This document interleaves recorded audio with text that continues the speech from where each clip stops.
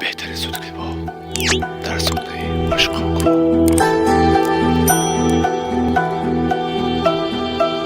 رفتی از پیشم که جای من برات کی زندگیشه، لعنتی هر جا میرم خاطره هامون زنده میشه. پا گذاشتی رو دلی که بعد تو میدونی دیگه آرزوش مرگ همیشه. طاقت ندارم این روزا هر جا که میرم همه دنبال بهونن، لا ولایت زن آشون بحث و سمتت میکشونن، دنبال زخم زبونن. عادت ندارم من به این اوضاع چقدر بی معرفت میشه یه آدم.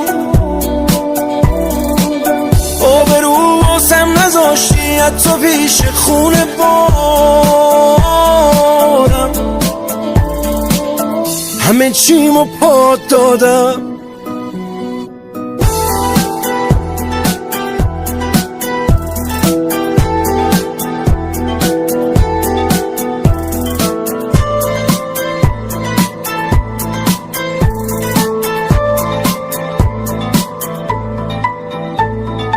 این رابطه شاید واسه تو عادی بود، اما من عاشق توقعم از عشق کم زیادی بود. فکر و خیال تو هی میده آزارم، کارم شده شب دلتنگی و گریه تا صبح بیدارم. طاقت ندارم این روزا هر جا که میرم همه دنبال بهونن، لا ولایت زن آشون بحث و سمتت میکشونن، دنبال زخم زبونن. عادت ندارم من به این اوضاع چقدر بی معرفت میشه یه آدم.